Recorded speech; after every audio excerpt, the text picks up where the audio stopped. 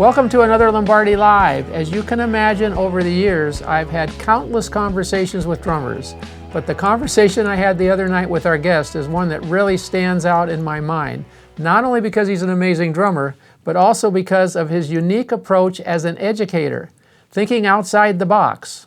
In fact, I'd have to say throwing the whole box away.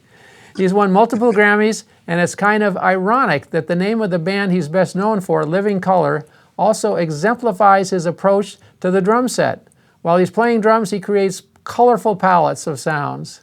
It's going to be truly a fascinating interview. I can't wait to get into it, especially to capture some of the things we talked about the other night. Join me, my very special guest, Will Calhoun. Will, thank you so much. It's a pleasure, Don, to be part of this educational series and the Drum Channel. It's a great operation you have going there, so it's a pleasure to be here. Thank you very much. I can't not start out by taking a look at the background you have there. This is in your home studio, and tell me a little bit about the collection that you have. Are they CDs? And yeah, this is my kind of study area. It's a little above the studio. I kind of call it, it's technically supposed to be a dining room, but I'm into art, so it has all type of art from around the world, from sculptors or painters that I enjoy to sort of decorate the room and to give it a certain kind of energy. But yes, this side of the room is mostly CDs. There are a few DATs, tapes, for those who may not know what those are. There are cassettes and DAT tapes, small reel-to-reel. So this is my analog/digital side of the studio. The other side that you can't see is only vinyl and cassettes. But this is a library, meaning when I'm doing interviews, when I'm researching music, when someone gives me charts to learn songs, this is my place where I go. If someone gives me a song, I can say, is there an original version I have of Nat King Cole's track or Miles's track or the Rolling Stones track or Led Zeppelin? So this is where I keep my, what do I call this place when I was first designing it? Source material room. This is the source material room.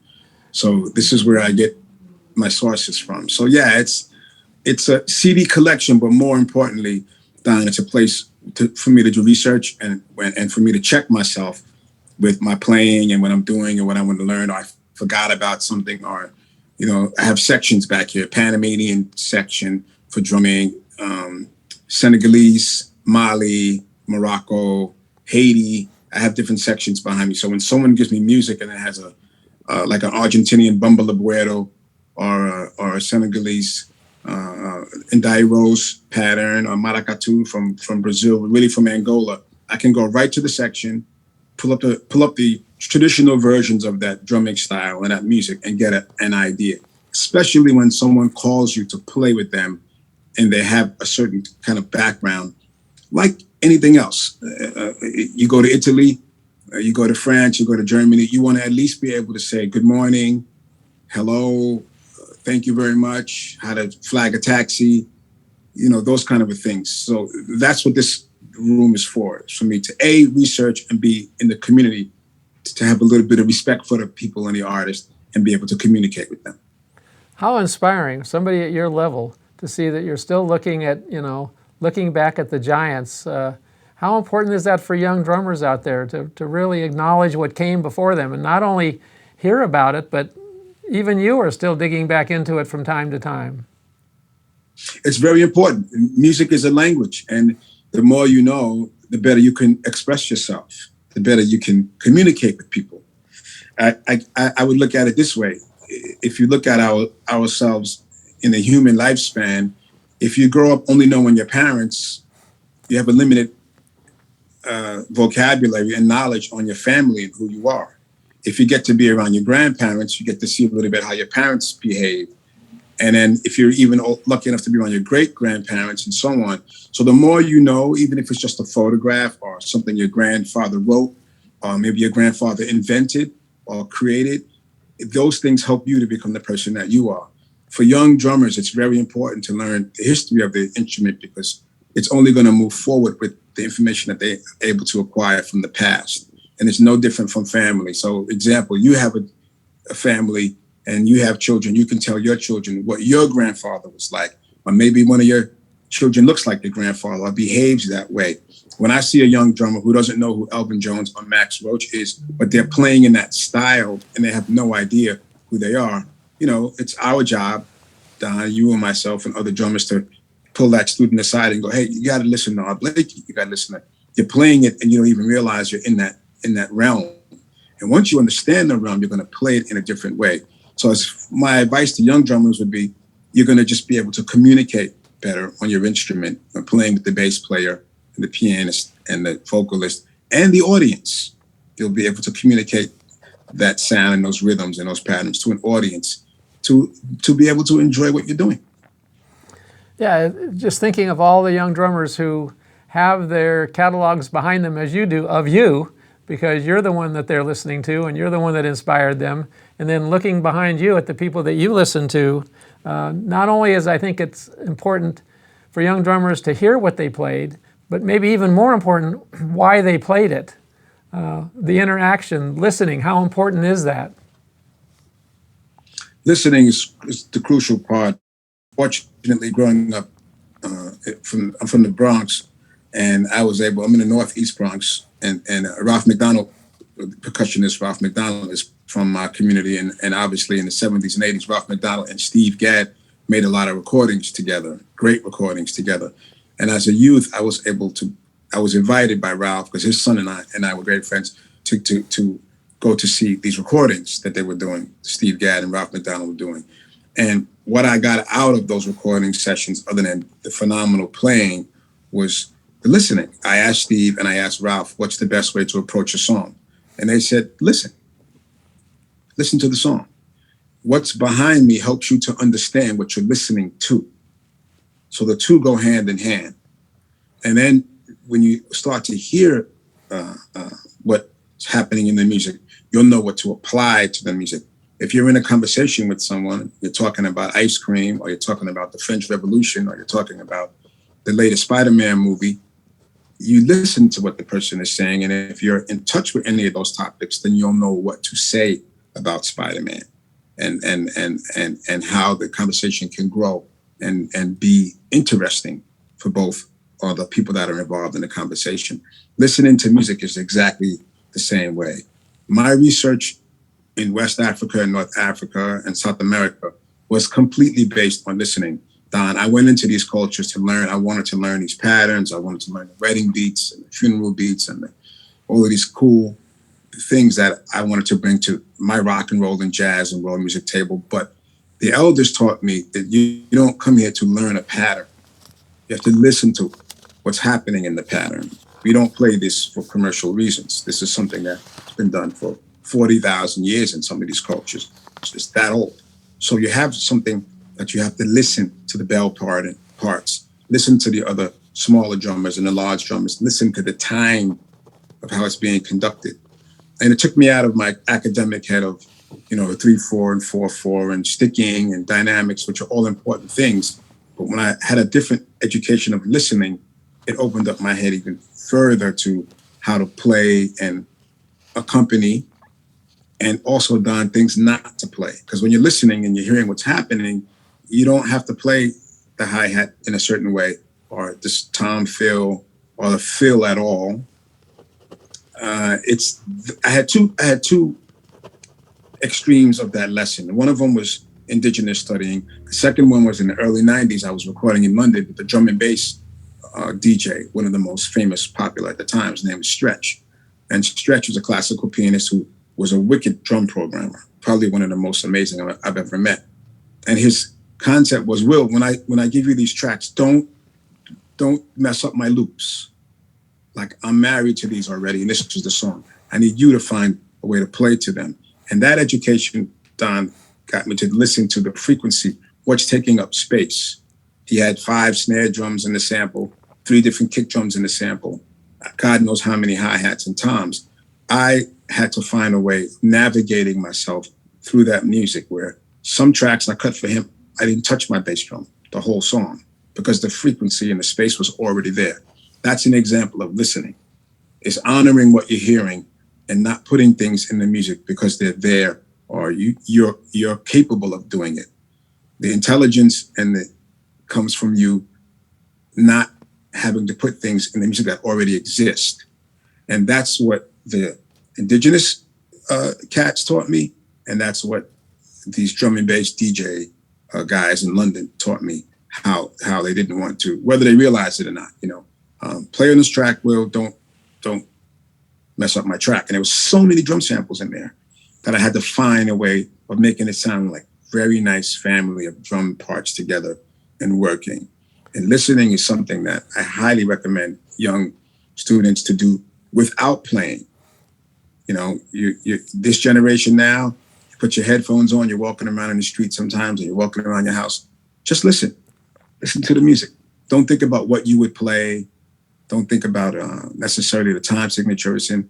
Take in the music like it's a smell, like it's a scent, like something that you like, apple pie or your favorite steak or cheeseburger, whatever it is. Take the whole thing in and absorb it. And then after you absorb it, you can get into the likes and don't likes and etc. That's how I approach everything that I do. Your life's history, as you're talking about it, explains some of the questions that I have being a fan for so many years, because I would tell students to listen to you. And the unique thing, best way I could put it, is you played rock with a jazz sensibility. And that there was, which sounds like two things that are, large shrimp. They wouldn't go together, but really it was rock, but yet there was a kind of a stretch out feel in there. When I'm saying rock with a jazz sensibility, kind of combining those two worlds, is that something you kind of consciously thought about, or did it just naturally come because of the way you were listening? The second part of your answer, I think, is correct. I didn't think about styles of music. I didn't separate styles. Like, John Coltrane's Quartet Live to me was heavy metal music. When I listened to bootleg concerts of Coltrane playing, it's like a steamroller. So fortunately, in my community, there were great musicians like Steve Jordan was around the corner from me, and Ray Chu.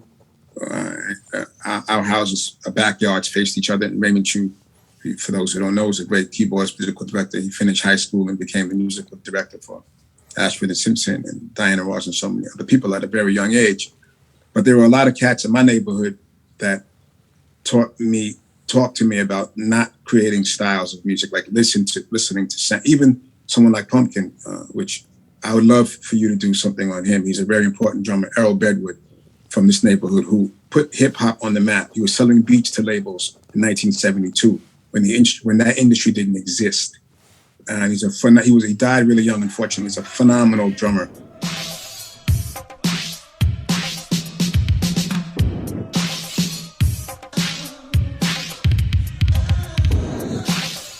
As popular as Pumpkin was and the street credibility that he had, he would always tell me to listen to things and to listen to the introduction of Nat King Cole's song and listen to how the strings are laid out. He was an intellectual, played classical music too. But I looked at music as one voice. And I love rock, I love jazz and funk and all those kinds of things. But when you previously in discussing a listening piece, I don't compartmentalize those things in my head in terms of how to approach the music. Rock should be played, in my opinion, in a jazzy swing feel. I think John Bonham did it, and I think Mitch Mitchell did it. Two gentlemen that did it incredibly well.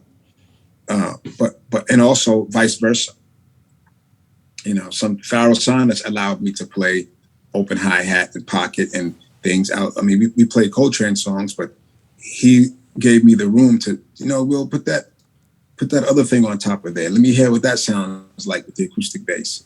So it's a language. And when I have students, I try to give them tangible examples. And for jazz and swing and rock, I just mention them. Think about a pair of blue jeans and how blue jeans work. You can get dressed up in them. You can get dressed down in them.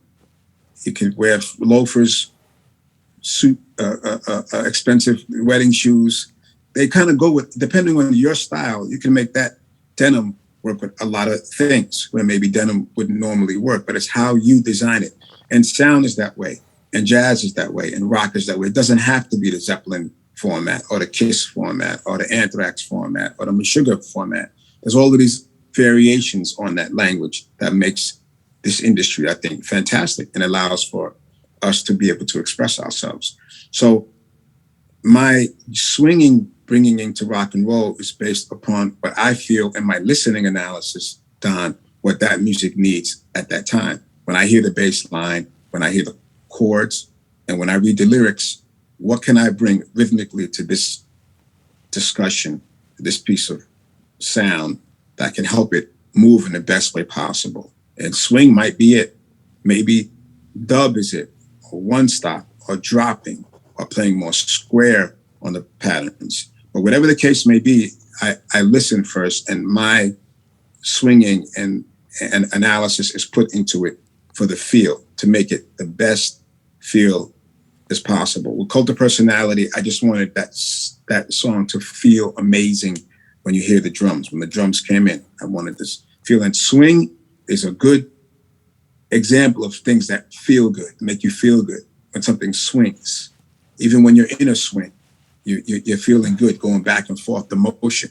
So I was trying to keep the rock, the ROCK kind of heavy rock vibe in there, but the swing element was so important due to the guitar riff and the pop and the political lyrics and the tempo.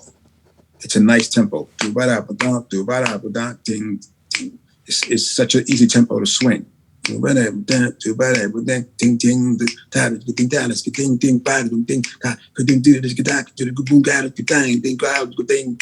All of that's also going on in my head while I'm playing the pocket. So I'm defining how I want the patterns to move. So yes, it's not that I say I'm going to do this because it's hip and it's cool, but it's really based on what I'm hearing and making the best of those sounds. And I think you'd agree. Recently, in an interview with James Gatson in Zigaboo, it was like you want to make them feel like they got to dance. That's my job as a drummer. And dancing, actually, it's interesting when you go back to way back into South Africa and some of those rhythms as you studied them. Am I right? There was dance associated with most of those patterns. Completely. All the patterns deal with movement. The wedding beats are based upon how the bride and the groom come in last, but how the parents come in first. I filmed it before I started to learn it. I went to about 12 weddings in Mali where I took my camera. They asked me to sit in, and I said, no way. I just filmed it because the drummers were frightening, first of all. And second of all, I was trying to learn how, wait a minute, they had cues and things would kick in. And the parental beats are more strong and majestic and solid and defined. And then after the parents come in, the bride and the groom's parents, and they sit down, and then the younger folks come in, it swings more and it's a little bit more playful. So these are things that I was listening to because the steps into the wedding are based upon those sounds. So yes, if it's not dance, it's marching, some kind of sense of marching. That happens along with with the patterns. So there's definitely a feel good. And if you're walking anywhere, you want to, if not feel good, you want to feel proud about what the walk is, whether it's a funeral march in New Orleans or it's a wedding in Mali or in the northern parts of Mali, more towards Timbuktu. I had an opportunity to study with hunters. And those patterns are really hardcore, but they're only based on getting a sense of, it would almost be similar to you getting ready to go into a football game or something. It's to get everyone hyped and ready and know that, okay, we have to go hunt now. I found that drum to be the most profound than everything that I studied when I was there. I don't know why, but it just sounded like I had to learn it. I had to get to this music, and I have to find a way of transferring that over to the drum set. Dance movement is connected to it, and also there's a melody that happens sometimes. On some of the sadder occasions, like a funeral, there's patterns, but you make a pattern sway so a beautiful melody can go over it. So it's a remembrance. It's a sound of remembrance and respect. So a lot of those things you're mentioning all deal with movement whether it's emotional movement or academic movement of someone walking or someone marching. As you watch Will play on multiple videos and DVDs out there, and I say this about a lot of great drummers, as students, let's look at them away from the drum set. Kind of remove the drum set and see where the body motion's going there, because that's the beginning of everything that you're hearing. I think the sticks are a natural extension of your body, and the drum set is the vehicle where you express yourself. But it's that feeling that's coming from before you even hit the drums that makes it happen, you know, that oneness, if you will. As Terry Bozzio would say, our mutual great friend, it's kind of like let God and let give. It's just, it flows through you in a way. Tell me a little bit about what you're doing in your teaching career and some of the insights you've had. This was just so fascinating to me because you couldn't have hit the nail more on the head, and I haven't heard anybody explain it as well as you did with technology and how important that is for young drummers. Well, it's a very important part of the music business. When I visit colleges, and this is not to throw any school under the bus, any university, but I visit a lot of music schools, and I was adjunct professor at NYU last semester with the electronic music composing class, which was tremendous. I had lots of fun with it, had awesome students, and I wanted to experiment with the technology and the spirit of music. And COVID also put a little bit of a slight little distraction in it, but we took advantage of that, where I had students work on electronic projects, and then once we weren't able to attend the building anymore, it was great to open up everyone. I said, let me see what you're working with. You know, let me see your Ableton setup. Let me see your guitar pedal setup. Let me see and then I started to go, wow, you know, I have a similar thing. I just route mine backwards. And then we had started to have these great conversations about sound and how we hear sound. Technology piece is important because in visiting these schools, my first question to a dean is, how are you preparing these young students for the world of music today? Learning samba and playing in 9 and swinging in 12/8 and clave bass is fantastic. It is part of the language, but young artists have to make a living too, and they have to be present for what's happening at the moment. And I didn't find enough of that, Don, honestly, in some of the places that I visited. I saw it in very small aspects of the educational process, and I think that's a problem for the industry as an entity. So with my class, I decided to tell my students, we're not doing chord melody and Teddy beat syncopation and paradiddles, and there are Lenny White, there are other great teachers at this university you guys can go to that for. We're gonna not do any of that. So my first assignment for the midterm was for them to make a sound collage of what you felt during the pandemic. I don't want a time signature. I don't want the chords to be 1, 4, 2, 5, but we don't need blues scales, any of that. Even if it's just going up to your dryer and your washing machine and recording that and saying, this is what I did the whole time that I was down. I want you to give me a 2-minute collage of exactly what you felt and experienced during the pandemic. And I was blown away at what my students gave me. Amazing sounds of water and chords. It was such a fantastic, that was my favorite homework assignment as a teacher, getting back from my students. So we went forward on and we talked about programming, and Roland was kind enough to let me use their library for my semester. So I had the students go on and deal with 80 synths. We did a little bit of that. But for the final, when I wanted them to turn in this tune, I went back to the midterm. And I told my students, remember when you did the midterm and we had a moment of just emotion without the chords? Remember how easy it was, how happy everybody was, and the assignments came in and people had 2 or 3 versions of the assignment. You were so free to do whatever you wanted to do. That's the emotional content and the academic approach you need to bring to all of your writing, studying, and playing. Beautiful. And that's when the light came on for them. You don't separate it. The same way you did the pandemic thing and you didn't think about it. Now take that energy and put that into Teddy beat syncopation, and put that into the paradiddles, and put that into the chord melody now, and you will realize you'll have a much larger canvas to operate under, and you'll think more freely.